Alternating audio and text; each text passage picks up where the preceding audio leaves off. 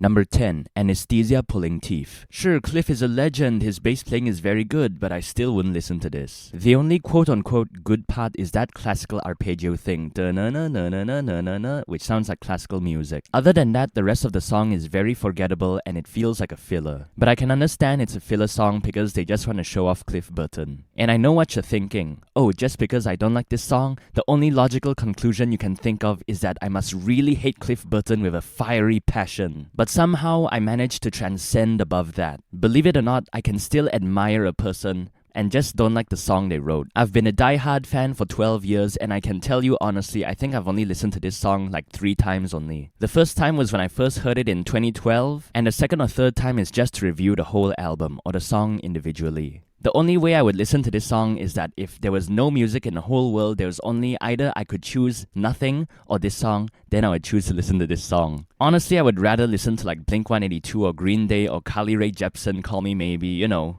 Because it has lyrics, it's enjoyable. Not only is this song unmemorable, when I listen to it, I don't really feel anything towards it, regardless if a legend played on it or not. Number 9, Phantom Lord, and number 8, Metal Militia. Phantom Lord has good parts, but it feels generic. Because most of the album already sounds like this, do we really need another one? The chorus also sounds kinda stupid. Hear the cry of war louder than before. I put Metal Militia above Phantom Lord not because I prefer Metal Militia, because I would rather listen to Metal Militia than Phantom Lord. Because I'm not familiar with Metal Militia that much. I'm not used to that song, that's why it appears more interesting. For most of the time, I ignored Metal Militia. But only since last year, I started to appreciate it when I heard it for the first time in a long time. It's actually pretty cool. I think it's the fastest song on Kill 'Em All, that's what people say. And there's a lot of high notes. After that, number 7, The Four Horsemen. This one also has a lot of good parts, but the only issue is the length. It's too freaking long. I've heard this song a lot of times already, I really don't need to hear it again. Number 6, Jump in the Fire. This one yet again also has good parts, but it also feels as generic as Phantom Lord. The Four Horsemen has better parts than this, but still, I would prefer to listen to this than The Four Horsemen. But to be honest, Jump in the Fire also gets boring later on. But I really thought about if I had a choice, if I had to choose between these two songs, I would choose Jump in the Fire.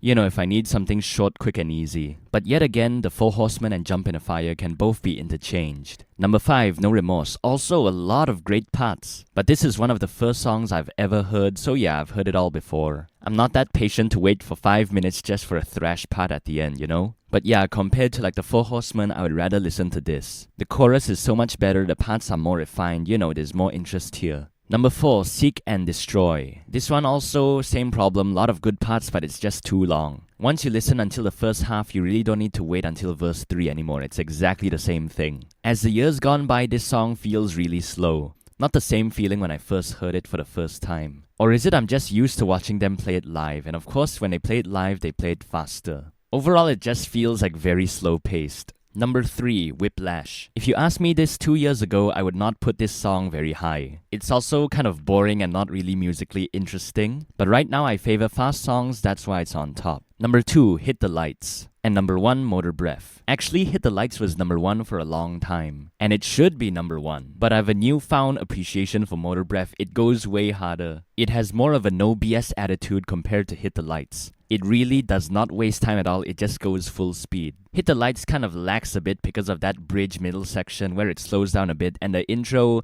brrrr, the instruments, that one kind of kills the vibe a bit. So if I were to rank the songs like 7 years ago, I would favor the technical songs. Like Seek and Destroy, No Remorse, The Four Horsemen would be on top. But right now, I really like those fast, aggressive, and short songs, so that's why, you know, the fast, aggressive, and short songs are on top.